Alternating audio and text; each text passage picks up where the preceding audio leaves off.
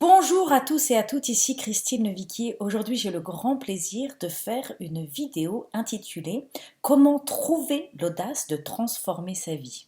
Cette vidéo s'adresse aux personnes qui ont envie de se créer une vie dont ils peuvent être fiers.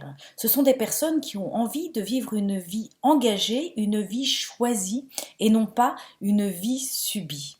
Cette vidéo va vous intéresser tout particulièrement si vous avez l'impression de passer votre temps à courir après toutes les choses que vous avez à faire, si vous avez cette impression de passer votre temps à subir et à essayer de gérer tout ce qui vient à vous, toutes ces sollicitations qui viennent de tous bords, où vous ne savez plus où donner de la tête.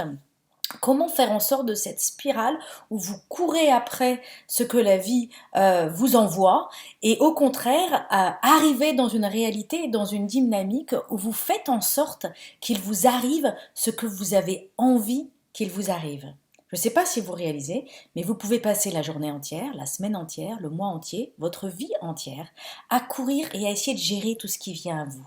Aujourd'hui, avec la technologie, avec nos téléphones, avec nos écrans, on n'a jamais eu autant de choses qui arrivent à nous. On est sollicité de tous bords, on ne sait plus où donner notre tête et finalement, à essayer de courir après toutes ces choses-là, on peut passer à côté de notre vie. Donc cette vidéo s'appelle Comment trouver l'audace de transformer sa vie. Comment trouver l'audace et comment créer les conditions favorables pour vous permettre de reprendre le contrôle sur cette vie et de choisir qui vous avez envie d'être et ce dont vous avez envie qu'il vous arrive dans cette vie. Et je voudrais ici vous parler tout particulièrement une chose simple, une chose facile, une chose ludique que j'ai moi-même mis au cœur de ma vie et que je vous invite à explorer avec moi aujourd'hui dans cette vidéo. Cette chose, c'est le fait de se lancer des challenges. Alors quand on entend le mot challenge, on peut avoir tendance à avoir envie de courir dans la direction opposée. On se dit un challenge, ça va être dur, un challenge, il va falloir s'entraîner, un challenge, ça va être compliqué. En fait, ce dont je me suis rendu compte, c'est que les personnes qui entreprennent leur vie ne cherchent pas à s'éloigner des challenges, mais au contraire cherchent constamment à se retrouver dans des challenges, à se lancer des challenges, et finalement sont constamment en train de titiller cette notion de challenge, et c'est cette dynamique du challenge qui leur permet de transformer leur vie. Donc si vous aussi, vous voulez transformer votre vie, eh bien, je voudrais vous inviter aujourd'hui à explorer cette idée de vous créer des challenges dans votre vie, de vous mettre dans des situations où vous vous challengez vous-même. Alors, qu'est-ce qu'un challenge? Un challenge, d'abord, pour moi, la première qualité d'un challenge, c'est que quelque part, c'est un point de non-retour. Un challenge, c'est quelque chose dans laquelle on s'engage. Et en général, on s'engage dans un challenge et il y a d'autres personnes autour de nous qui sont au courant de cet engagement. Par exemple, moi, personnellement, quand j'ai décidé d'arrêter de râler en 21 jours, j'ai annoncé à ma famille, je leur ai dit, voilà, je me lance le challenge de ne pas râler pendant 21 jours consécutifs. Et donc, quelque part, par le fait que je l'ai dit, que je me suis engagée, j'ai créé un point de non-retour parce que maintenant les autres autour de moi s'attendaient à ce que j'atteigne ce challenge ou en tout cas s'attendaient à ce que je m'active, à ce que je sois activée, mobilisée autour de ce challenge. D'accord ? Très récemment, j'ai fait un autre challenge, en fait, que je suis en train de faire actuellement. Je me suis inscrite dans un autre challenge, qui est le challenge de courir 50 km au mois de janvier. Et donc, je me suis inscrite, j'ai une app de sport, je me suis inscrite, j'ai demandé à mon frère s'il voulait le faire avec moi, on est tous les deux inscrits, on peut regarder si on veut tous les jours où est-ce qu'on en est par rapport à ce challenge. Donc, vous voyez, ce challenge, l'idée de se lancer un challenge, c'est de créer un point de non-retour où on s'engage, on se mobilise, et en fait, quelque part après, on est un peu obligé d'être à la hauteur de notre engagement. Donc là, l'idée, c'est vraiment de réfléchir à la notion de se lancer un challenge qui vous oblige à ce qu'il vous arrive ce que vous avez envie qu'il vous arrive. Donc, par exemple, quand je fais le challenge de courir 50 km dans un mois, c'est-à-dire que je crée les conditions favorables pour que mon intention de faire du sport plus souvent et de passer à la vitesse supérieure au niveau de ma santé physique et de mon effort physique Donc cette intention, ce désir qui peut facilement rester un fantasme, une idée où on se dit: «Ah, il faudrait que je cours plus souvent» ou «Ah, il faudrait que j'arrive à augmenter ma rapidité» ou «Ah, il faudrait que j'améliore, mon score». Ça peut rester un fantasme, ça peut rester une idée et là, tout d'un coup, ça devient quelque chose de très concret où je suis quelque part obligée d'être à la hauteur de cet engagement. Je suis obligée, d'agir et de poser des actions à la hauteur de cet engagement. Donc ce qui est très intéressant, notamment, c'est que je remarque qu'une des premières choses qui nous empêche de transformer notre vie, c'est qu'en fait, nous sommes coincés dans nos habitudes, dans nos routines. Les habitudes, les routines, c'est l'opposé du changement. Vous comprenez bien ça. Et j'ai rien contre les habitudes et les routines. En fait, heureusement qu'on a dans la vie des habitudes et des routines. Et heureusement qu'il y a des choses qui sont posées, des choses qui sont en place, auxquelles on n'a pas besoin de penser, qui sont décidées, parce que ce qui est formidable avec les habitudes et les routines, c'est que notre cerveau se met en pilote automatique sur certaines choses, et du coup on peut mobiliser notre cerveau sur autre chose. Je prends souvent cet exemple de l'habitude, de la manière dont vous vous lavez quand vous prenez votre douche. Quand vous prenez votre douche tous les matins ou tous les soirs, vous n'êtes pas en train de réfléchir et de mobiliser votre cerveau à vous dire, bon alors attends, comment ça se lave déjà ce truc? Comment ça fonctionne? Je commence par le haut, je commence par les doigts, je commence par les doigts-pieds. Non, vous avez une habitude, vous avez développé une habitude sur comment vous vous lavez. Et donc quand vous arrivez sur la douche, vous réfléchissez pas trop, vous avez cette habitude. Donc les habitudes sont bonnes parce qu'elles nous permettent de pouvoir garder, préserver notre espace mental pour d'autres choses. Par contre, les habitudes peuvent avoir un problème, c'est que parfois on est enfermé dans des habitudes qui sont en fait des mauvaises habitudes, des habitudes de procrastination ou des habitudes de niveau d'effort ou des habitudes liées à l'image qu'on a de nous-mêmes et les croyances que nous avons par rapport à ce dont nous sommes capables. Et donc nos habitudes aussi peuvent nous embrumer et nous empêcher justement de mobiliser notre capacité créatrice, de mobiliser notre capacité de transformation, de mobiliser nos forces, nos talents. D'accord? Donc là, moi, ce que j'aime beaucoup, c'est me lancer dans des challenges qui vont me permettre de sortir de mes mauvaises habitudes pour pouvoir en créer des nouvelles qui, elles, seront des habitudes vertueuses. C'est-à-dire que d'un côté, on peut avoir des habitudes vicieuses et de l'autre côté, on peut avoir des habitudes vertueuses. D'accord? Nos habitudes vicieuses, ça peut être par exemple l'habitude de procrastiner ou des habitudes alimentaires, l'habitude de toujours forcément avoir un dessert à la fin du repas, ou ça peut être l'habitude de courir 2 kilomètres et la croyance qu'on est incapable d'en courir 5, mais cette espèce de notre corps s'est habitué à ce niveau d'effort, ou alors l'habitude de gérer toutes les urgences et puis finalement d'ignorer nos rêves, nos vrais projets.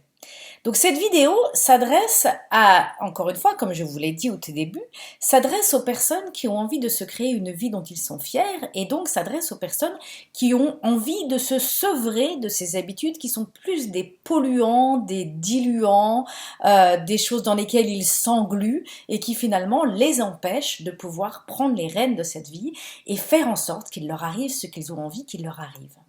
Et donc, vous qui m'écoutez, j'ai envie de vous poser la question. Est-ce que vous portez en vous un désir? Ça peut être le désir d'écrire un livre, ça peut être le désir de vous sentir en forme physique et de faire du sport plus souvent, ça peut être le désir de manger plus sainement, ça peut être le désir de refaire de la musique ou alors de commencer la méditation. Est-ce que vous faites partie de ces personnes dont moi, je me suis très souvent retrouvée dans cette situation-là, où j'ai un désir, je me dis «Ah, ça serait bien que je fasse ça» ou «Tiens, cette année, j'ai l'intention de faire cette chose-là». Donc on a ce désir, on a cette intention, et en fait, nos habitudes reprennent le dessus, et puis finalement, c'est plus facile de rester sous le radar et de rien changer. Alors d'abord, je voudrais vous dire que si vous n'arrivez pas à changer votre vie, ce n'est pas que vous manquez de bonne volonté. Souvent, on s'en veut, on se juge, on se dit je suis vraiment trop nul, j'ai toujours pas fait de sport, je suis vraiment trop nul, j'ai encore mangé du sucre avant d'aller me coucher, je suis vraiment trop nul, j'ai toujours pas commencé à écrire mon livre. Si vous n'arrivez pas à activer vos rêves et à mettre en action vos belles intentions, ce n'est pas que vous manquez de bonne volonté, c'est parce que vous luttez contre des habitudes néfastes. Et qu'est-ce que c'est que des habitudes? Des habitudes, ce sont des connexions neuronales. Littéralement, votre cerveau s'est habitué à une certaine manière de fonctionner.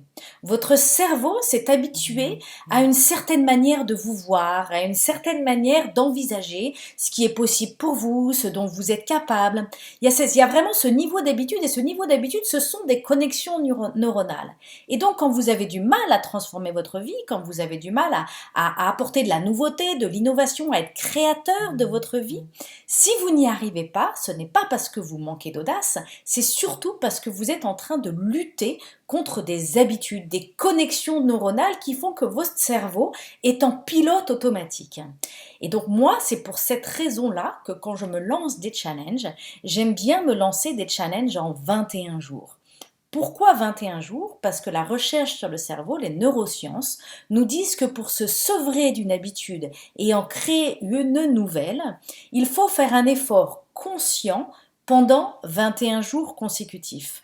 Et donc quand on fait cet effort régulier et que nous sommes en conscience à chercher à fonctionner autrement pendant 21 jours consécutifs, alors on arrive à développer des nouvelles habitudes et à développer une nouvelle nature. Et cette nouvelle nature, c'est cette part de vous qui va être capable de créer cette vie dont vous êtes fier. C'est cette part de vous qui va être capable de créer cette vie qui mérite d'être vécue et non pas une vie que parfois vous pouvez avoir l'impression de subir.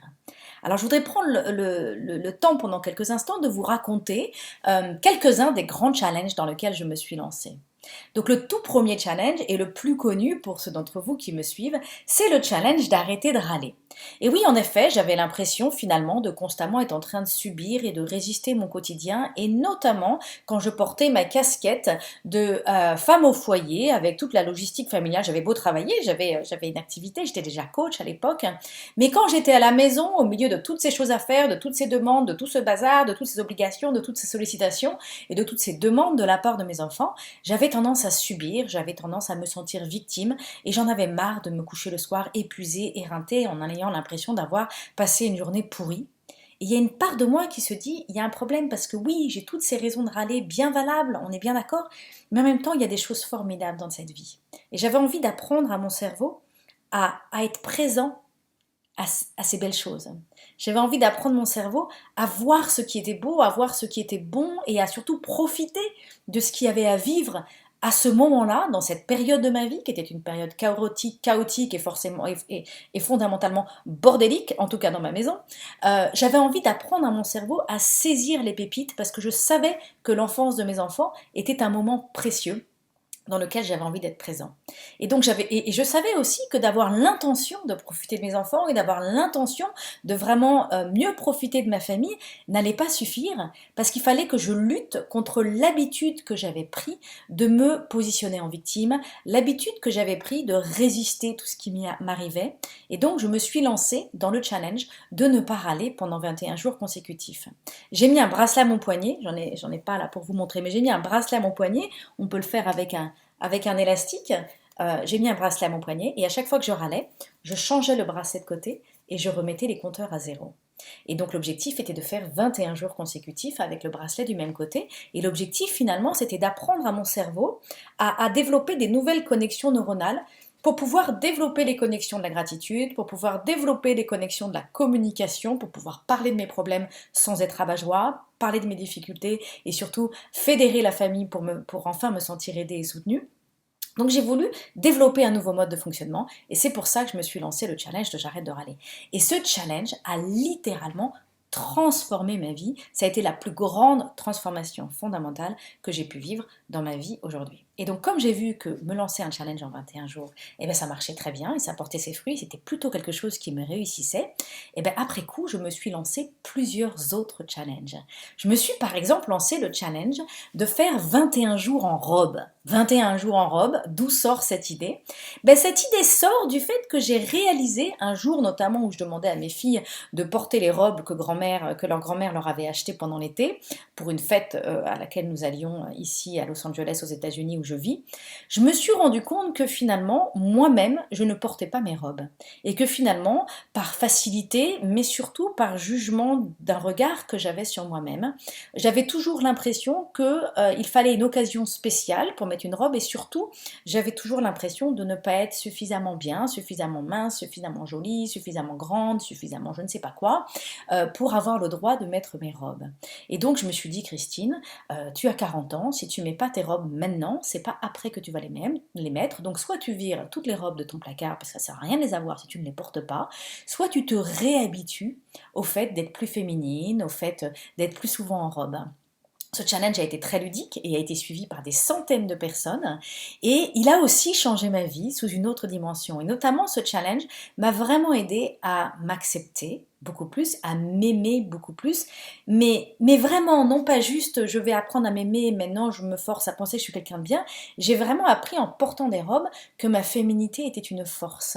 J'ai appris que quand j'étais dans ma féminité, eh bien finalement j'apportais de la lumière autour de moi et qu'il y avait une énergie qui se dégageait de moi grâce à une robe, mais surtout grâce à ce que ça voulait dire pour moi et pour les autres, cette robe, que finalement ma féminité était une force. Et depuis ce challenge 21 jours en robe, je me sens beaucoup plus femme, même quand je porte un pantalon, et j'ai appris à activer beaucoup plus cette part féminine qui représente une grande part de ma personnalité et de mon identité.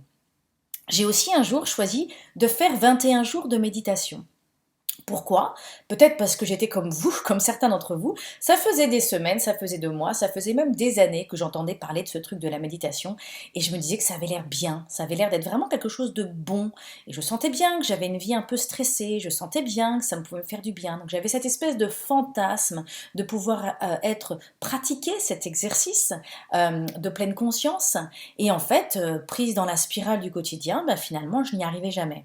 Et donc, comme j'en avais marre de fantasmer sur quelque chose qui n'était pas réalité, je me suis créé ce point de non-retour, je me suis créé ce challenge et je me suis dit, j'ai annoncé autour de moi, sur les réseaux sociaux, à ma famille, à mon entourage, j'ai invité mes amis à me rejoindre dans ce challenge et j'ai décidé de faire 21 jours de méditation. Ce dont je me suis rendu compte grâce à ce challenge, c'est qu'une des grandes raisons pour lesquelles je ne méditais pas, c'est que souvent je ne savais pas où méditer et que comme ma maison était toujours en bazar, et ben c'était très très dur de me retrouver en pleine conscience au milieu d'une maison en bordel.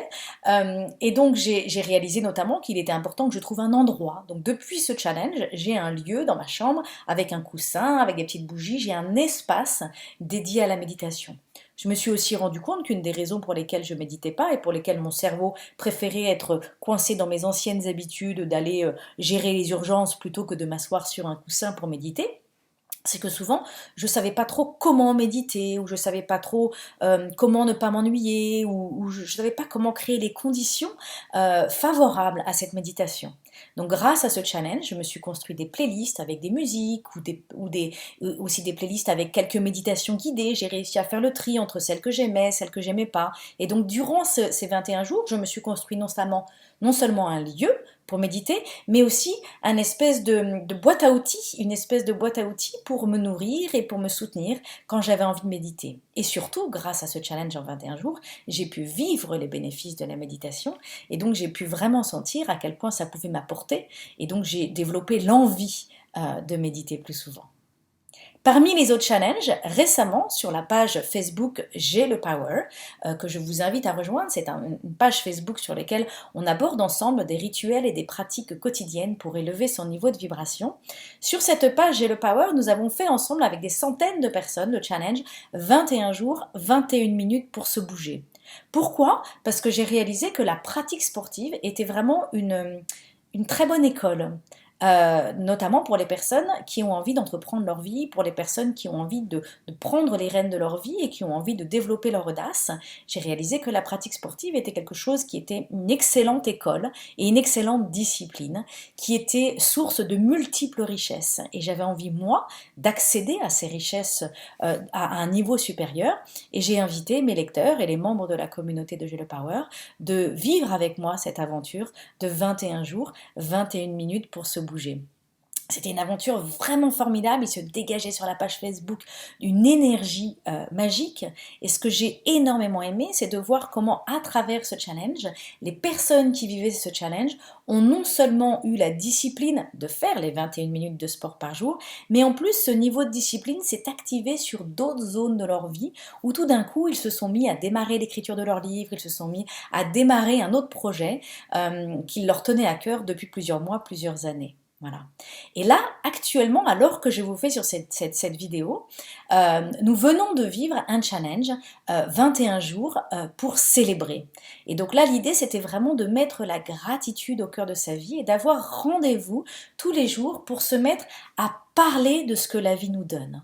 On passe notre temps à penser à ce qui n'a pas été fait, à juger le passé et surtout à s'inquiéter pour le futur et pour tout ce qui reste à faire. Et là, l'idée, c'était de créer une bulle où on s'habitue à être présent à l'instant présent. On s'habitue à recevoir ce que la vie nous donne déjà et à apprécier ce que la vie nous donne déjà. Donc vous voyez une multitude de challenges pour aller générer une multitude de nouvelles habitudes. Donc je voudrais conclure cette vidéo pour vous demander à vous quelle est la nouvelle habitude que vous aimeriez développer pour vous cette année. Quelle est la chose où vous vous dites là maintenant ça suffit, ça fait trop longtemps que j'en parle et maintenant il est temps que je me lance dans un challenge, que je cherche un challenge, que je le nomme, que je l'identifie, que je l'annonce et que je le fasse parce que ce challenge va me permettre de me créer une vie à la hauteur de mes attentes. Ce challenge va me permettre d'avancer par rapport à ces belles intentions, par rapport à ces beaux projets. Ce challenge va me forcer à faire ce que je sais que je dois faire, parce que souvent dans la vie, on sait ce qu'on devrait faire. On a lu des livres, on a déjà entendu tous les conseils sur ce qu'il faudrait qu'on fasse par rapport à nos belles idées ou par rapport à nos belles intentions. Le problème, il n'est pas de savoir quoi faire, le problème, il est de le faire. Donc, quel est le challenge que vous allez vous lancer? Je vous invite à me rejoindre sur la page Facebook J'ai le Power et à nous annoncer, à nous déclarer quel est le challenge que vous allez vous lancer. Au revoir et à bientôt!